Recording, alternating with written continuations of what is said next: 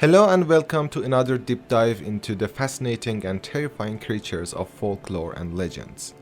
Today, we're exploring the mysterious and deadly cockatrice, a beast that walks the line between reptile and bird.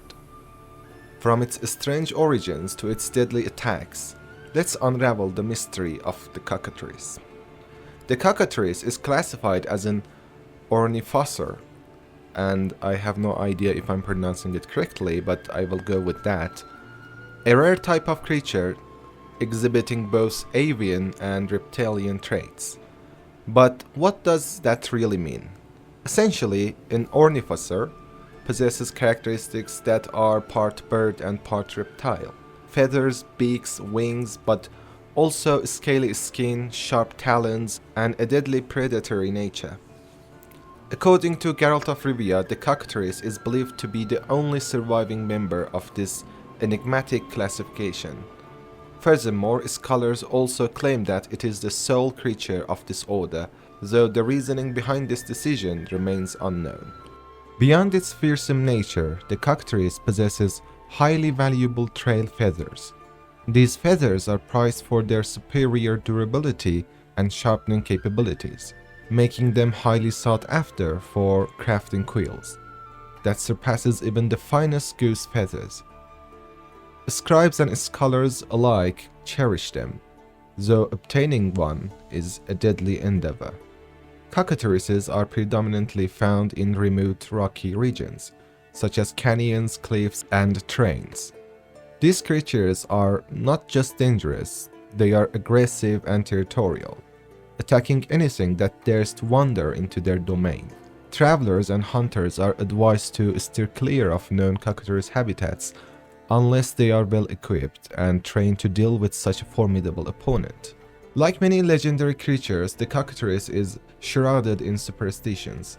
According to folklore, these beasts are born from eggs laid by roosters consorting with other roosters. However, these eggs are said to be incubated for 44 days by a toad, which is then devoured by the little beast as soon as it hatches. Another common myth suggests that a cockatrice's gaze turns living beings into stone.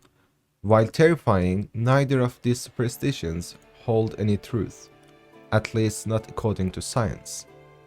However, the myth persists, claiming that only a brave adventurer armed with a mirror can reflect the creature's gaze and defeat it. While a dramatic tale, in reality, taking down a cockatrice requires far more skill than just holding a reflective surface. Cockatrices are extremely rare, with only few documented sightings beyond the infamous Shrieker. If you're brave enough to seek them out, here are some locations these deadly creatures have been spotted. North Ereta, between the small lake west of Yantra and the coast. Northeast of Forhala on Ard Skellig, above the large lake near Kerdu, and finally between Arimborn and Elderberg Lighthouse, on the southmost of these isles.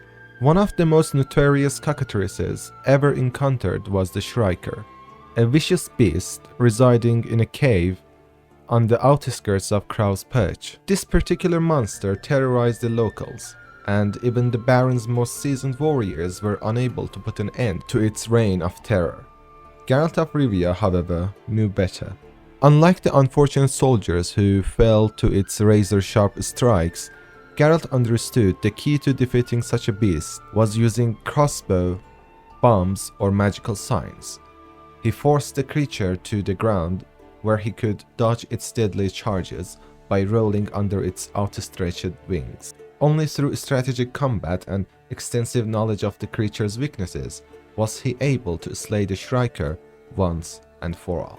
Now, before going to mythology section, let's hear what Witcher Bestiary has to say about this creature. Foolish superstitions claim cockatrices, like basilisks, can kill with their gaze alone.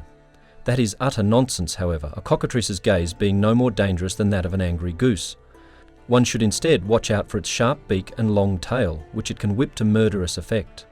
Cockatrices thrive in dark caves, abandoned ruins, cobweb dungeons and old basements. Though small compared to griffins and manticores, they are more than capable of killing anyone who stumbles across them in a dark corridor. Cockatrices do not shun direct fights, in which they strike furiously with wing and tail in an attempt to exhaust their foes.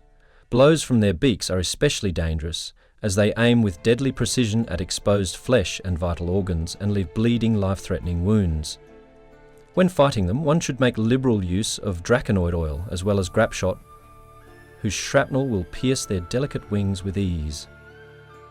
Combat tactics. Cockatrices will fight aggressively once the fight begins, so to take advantage of this aggression and force them to remain on the ground, you should use ard and slash or grape shot to your benefit. While in flight, the creature is like other draconids in that will try a set of swooping attacks on you to grab/strike you with its talons. This can be avoided by rolling or dodging to the side, and after about 3 of these attacks, it will land. Instead, you can bring the cockatrice down to the ground to hit it by either using ard, bombs, or the crossbow. The best strategy is to try and flank the cockatrice, ideally getting behind its wings to hit it in the back. It can't do a rapid turn, and most, if not all, of its wide-range attacks will miss, so it is possible to put out an unending series of fast attacks from behind the creature while constantly keeping pace with it to stay behind and remain unharmed. A cockatrice is a mythical beast, essentially a 2-legged dragon, wyvern or serpent-like creature with rooster's head. Described by Lawrence Briner, an ornament in the drama and poetry of the Elizabethans, it was featured prominently in English thought and myth for centuries. They are created by chicken eggs hatched by a toad or a snake. The first English mention of cockatrice was in the 14th century by John Wycliffe translation of the Bible. The cockatrice has the reputed ability to kill people by either looking at them, the death-darting eye of cockatrice, touching them, or sometimes breathing on them. It was repeated in the late medieval bestiaries that the weasel is the only animal that is immune to the glance of cockatrice. It was also thought that a cockatrice would die instantly upon hearing a rooster crow, and according to legend, having cockatrice look at itself in a mirror is one of few surefire ways to kill it. Well, that was it for today's lore video. I hope you enjoyed it, and if you did, please leave a like and subscribe as that greatly helps the channel grow. And until the next video, take care.